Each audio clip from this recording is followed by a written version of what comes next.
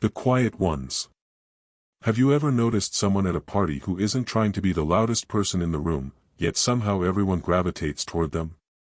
Or maybe you've worked with someone who never brags about their achievements, but their reputation speaks volumes. There's something magnetic about people who don't chase attention. While most of us are scrolling through social media, counting likes, and carefully crafting the perfect image, these individuals seem to operate on a completely different frequency. They're not posting every meal, every accomplishment, or every thought that crosses their mind. And here's the fascinating part, they're often more successful, more respected, and genuinely happier than those constantly seeking validation. Today, we're diving deep into the psychology behind this powerful mindset. What do these people know that the rest of us don't? What makes them so comfortable in their own skin that they don't need constant external validation? And most importantly, how can we develop this same mindset? By the end of this video, you'll understand the core psychological principles that separate attention seekers from those who naturally command respect. Let's begin. The internal versus external validation trap. To understand why some people don't chase attention, we first need to talk about where we get our sense of worth. Psychologists divide this into two categories: internal validation and external validation. External validation is when your self-worth depends on what others think of you. It's the dopamine hit you get from a like on Instagram, the rush when someone compliments your outfit, or the satisfaction when your boss praises your work in front of everyone. There's nothing inherently wrong with enjoying these moments, but here's where it becomes problematic, when you need them to feel okay about yourself. Internal validation, on the other hand, comes from within. It's when you know you did good work, even if nobody notices. It's feeling confident in your choices because they align with your values, not because they impress others. It's the quiet satisfaction of personal growth that nobody else can see. Most people operate heavily on external validation, especially in today's social media-driven world. We've essentially gamified approval, turning likes and comments into a measure of our worth. But people who don't chase attention have made a crucial shift. They've moved their center of gravity inward. This doesn't happen overnight, and it doesn't mean they're immune to caring what others think. They're human, after all. But they've developed a psychological buffer, a core sense of self that remains stable regardless of external feedback. And this creates a completely different way of moving through the world. The paradox of attraction. Here's where things get really interesting. There's a psychological phenomenon at play that might seem counterintuitive at first: the less you chase attention, the more you naturally attract it. Think about it. When someone desperately needs validation, you can feel it. There's an energy of neediness, of trying too hard. It makes others uncomfortable because it places an unspoken demand on them to provide that validation. On the other hand, when someone is genuinely comfortable with themselves, it creates a sense of ease. People feel relaxed around them because there's no hidden agenda, no performance, no exhausting need to constantly affirm them. Psychologists call this secure attachment in relationships, but it applies to how we relate to the world in general. People with secure attachment don't cling or push away. They're comfortable with closeness and equally comfortable with independence. This balance is incredibly attractive because it's rare. When you stop chasing attention, you stop performing. You become more authentic, more present, more genuinely interested in others rather than worried about how you're being perceived. And ironically, this is exactly what makes people pay attention to you. The attention seekers exhaust us with their constant need for the spotlight. But the person who's content in the background, contributing meaningfully without fanfare, stands out precisely because they're not trying to. It's the psychological equivalent of the friend who doesn't constantly talk about themselves being the one everyone wants to confide in. The deep work principle. People who don't chase attention understand something fundamental about achievement and fulfillment. Real results require deep, focused work that happens away from the spotlight.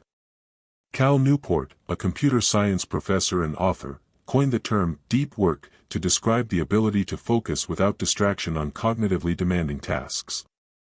He argues that the ability to perform deep work is becoming increasingly rare and therefore increasingly valuable.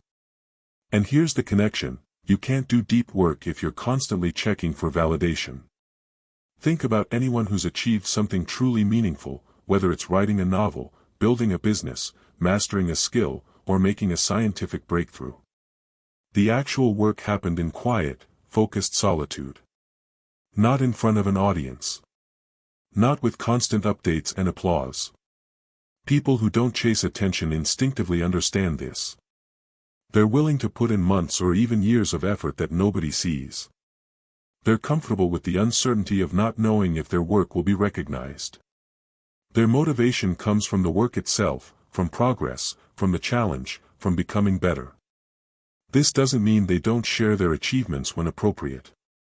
But there's a fundamental difference between sharing from a place of genuine excitement or to help others, versus sharing from a desperate need to prove your worth. The former is healthy. The latter is exhausting for everyone involved. When you're focused on real growth rather than the appearance of growth, you develop genuine competence. And genuine competence doesn't need to announce itself loudly. It becomes evident naturally. The freedom of not caring what everyone thinks. Let's address the elephant in the room. Isn't it natural to care what people think? Aren't we social creatures who evolved to care about our reputation and standing in the group? Absolutely. And people who don't chase attention still care what others think. But here's the crucial distinction: they're selective about whose opinions matter. There's a concept in psychology called the spotlight effect, which describes our tendency to overestimate how much others notice and judge us. We imagine everyone is watching and evaluating our every move, when in reality, most people are too busy worrying about how they're being perceived to scrutinize us that closely. People with this powerful mindset have internalized a freeing truth: most people aren't thinking about you nearly as much as you think they are. And even if they are, their opinions don't define your reality unless you let them. This creates an incredible sense of freedom. You can make decisions based on what you actually want, not on what will look good. You can take risks without worrying about public failure. You can be authentic without fear of judgment because you've already accepted that not everyone will like you, and that's perfectly fine. This doesn't mean becoming callous or dismissive of others. It means developing discernment. Your close friends and family. Their opinions might matter because they know you deeply and want what's best for you. Random strangers on the internet. Random acquaintances who barely know your story. Their approval or disapproval doesn't need to impact your life decisions. The strength in silence. There's real power in knowing when to speak and when to remain silent. People who don't chase attention have often mastered this balance. In our current culture, there's pressure to have an opinion on everything, to weigh in on every trending topic, to constantly announce where you stand. But wise people understand that not every moment requires your voice. Sometimes the most powerful response is thoughtful silence. This isn't about being passive or disengaged. It's about being intentional. It's recognizing that speaking just to be heard is different from speaking because you have something valuable to contribute.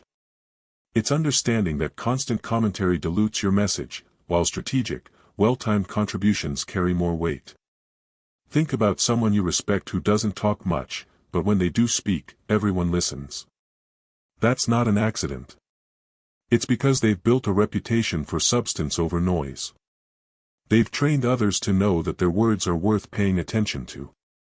This principle extends beyond just verbal communication. It applies to how you live your life. You don't need to broadcast every good deed, every challenge you've overcome, every lesson you've learned. Living well is its own statement. Your character, your consistency, your integrity, these speak louder than any announcement ever could. People who've embraced this mindset often report feeling less anxious, less drained, and more present in their actual lives rather than in the performance of their lives. They've stopped maintaining an exhausting public persona and instead invested that energy into becoming someone they're genuinely proud to be, whether anyone's watching or not. Building your own scorecard. Warren Buffett, one of the most successful investors in history, talks about having an inner scorecard versus an outer scorecard. The outer scorecard is about what the world thinks of you, your reputation, your status, your visible achievements. The inner scorecard is about who you actually are when nobody's watching, your values, your integrity, your personal standards. People who don't chase attention have committed to their inner scorecard. They've defined success for themselves based on their own values, not society's ever-changing standards. This is incredibly liberating because external measures of success are constantly shifting. What's impressive today might be ordinary tomorrow. What's trendy now will eventually fade. But your personal standards, your commitment to growth, your dedication to living according to your values, these remain constant. Building your own scorecard requires honest self-reflection. It means asking yourself, what actually matters to me? Not what should matter, not what my parents want, not what would impress my peers, but what genuinely brings meaning to my life.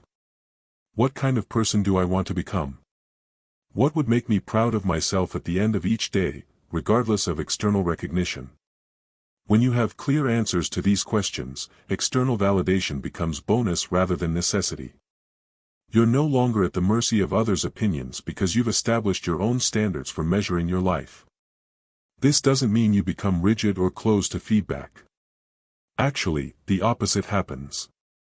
When you're secure in your own values, you can receive criticism more openly because it's not threatening your entire sense of self. You can consider whether the feedback is valuable without your ego getting defensive. The practical path forward. So how do you actually develop this mindset? How do you shift from seeking external validation to cultivating internal confidence? First, start small with awareness. Notice when you're about to post something on social media or tell a story. Ask yourself honestly, am I sharing this because it's genuinely meaningful, or because I need validation? There's no judgment here, just honest observation. Awareness is always the first step to change. Second, practice doing things without announcing them. Help someone without posting about it. Accomplish something without immediately telling everyone. Work on a project without constant updates. Get comfortable with the feeling of doing good work that might go unnoticed. This trains you to find satisfaction in the work itself, not in the recognition. Third, actively reduce your consumption of external validation. This might mean taking breaks from social media, or at least noticing how you feel after scrolling. Does it energize you or drain you? Does it inspire genuine creativity or just comparison and inadequacy? Be honest with yourself. Fourth, invest in real relationships where you're valued for who you are, not what you accomplish or how you look. Deep friendships where you can be completely yourself without performance are medicine for attention-seeking behavior. They remind you that connection is about authenticity, not impression. Fifth, develop competence in something that matters to you. Nothing builds genuine confidence like actual skill. Whether it's a hobby, a professional ability, or a personal quality, commit to getting genuinely good at it. The quiet confidence that comes from real competence is irreplaceable. Remember, this isn't about becoming cold or aloof. It's not about pretending you don't care about anything. It's about shifting where you source your sense of worth. It's about building a life that feels meaningful to you, whether or not anyone's watching. The ultimate freedom. People who don't chase attention have discovered something that eludes most of us: true freedom. They're free from the exhausting cycle of seeking approval. They're free from the anxiety of constantly managing their image. They're free to pursue what actually matters to them, regardless of how it looks. This mindset isn't about being better than anyone else. It's simply about being at peace with yourself. It's about understanding that your worth isn't determined by likes, followers, or external validation. It's inherent. It exists whether anyone acknowledges it or not. The most magnetic people aren't trying to be magnetic. The most confident people aren't trying to prove their confidence. The most successful people, in the deepest sense of that word, aren't constantly announcing their success. They're too busy living meaningful lives to worry about broadcasting them. So ask yourself, what would change in your life if you stopped chasing attention? What would you do differently if you truly didn't need external validation to feel okay about yourself? That answer might just be the key to a more authentic, peaceful, and genuinely fulfilling life.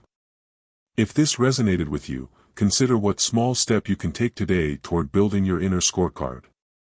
And if you found value in this video, sharing it with someone who might benefit is a perfect example of contributing without needing anything in return. Until next time, remember, the quietest voices often have the most powerful messages. Sometimes the most profound statement you can make is simply living well, with integrity and authenticity, whether anyone's watching or not.